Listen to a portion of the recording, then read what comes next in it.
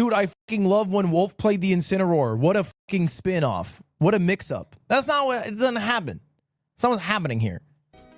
Keon, coming back after losing the Queen. I'm not great at chess. I had a really good couple games. I'm not trying to play the pity card, dude, but it's... But what is sick about chess is you can't have a couple of really good games. At least not that really good. It is like as obvious as he's spitting. Yes, you can. Slime, thank you for 50 months. Happy belated birthday, guys, to Slime in chat, who just got surgery today and fucking lived. Shout out. You can't. You can't have games that are that good. You can have good games, but good for your skill level. You can't have book perfect games. And that's kind of an awesome thing about chess because it's so statistically impossible.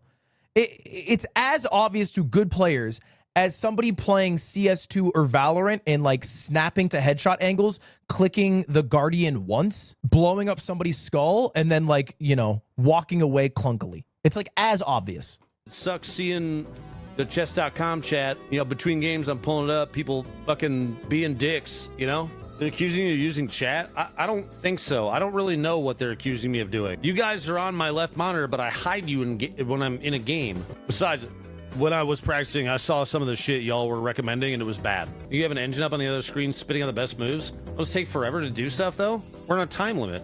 No, they don't take forever to do. I think he knows they don't take forever to do. Your phone can do it instantaneously. It's quite quick. Now, to calculate like between what might be the first or second best move, yes, sometimes it does take a little bit to load.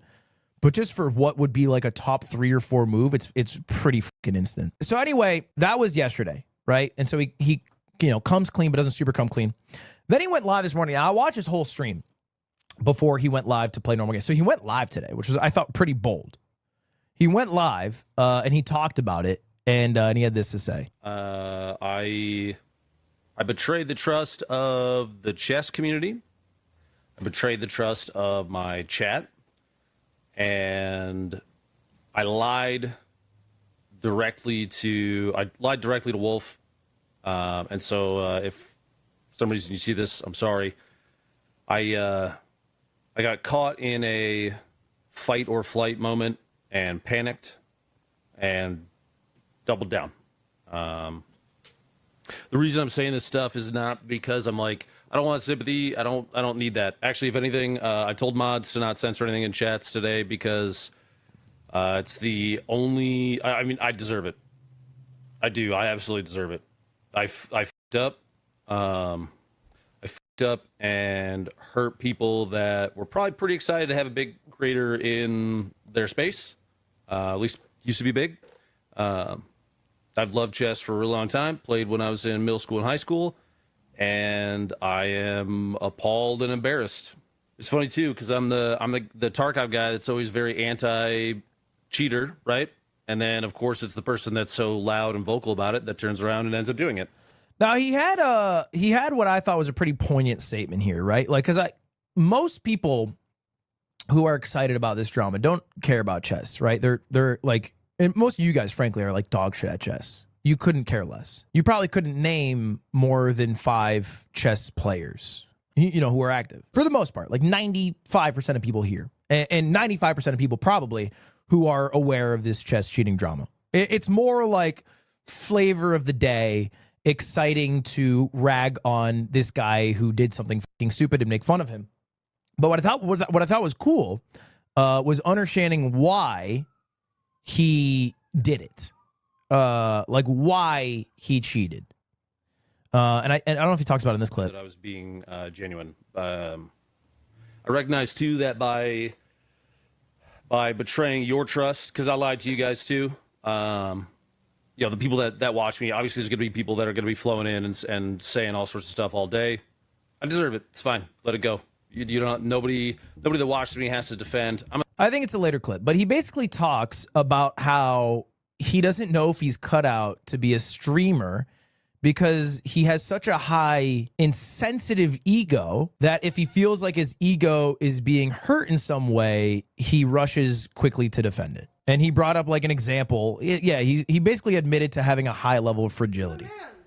And there was like a moment where like a friend of his, like, you know, roasted him for looking tired, and he fucking yelled at the guy.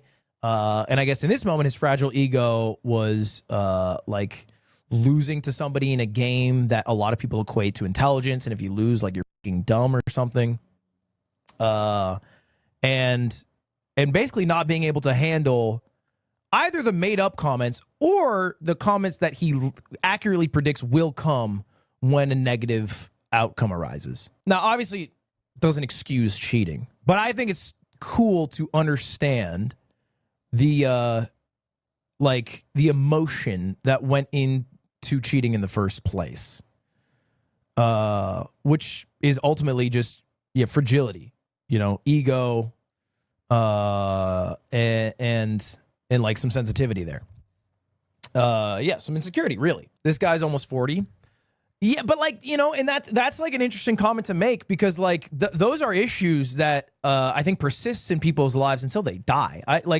Sure, some people do grow out of it, but it's not like a exclusively childlike emotion. Insecurity is not childlike, it is human-like, so he's a human who's, it seems like, dealing with pretty intense insecurity and, fighting it rather than accepting it by trying not to end up in positions where he could have his ego hurt, as opposed to like maybe leaning into it or whatever. So I think that's personally interesting.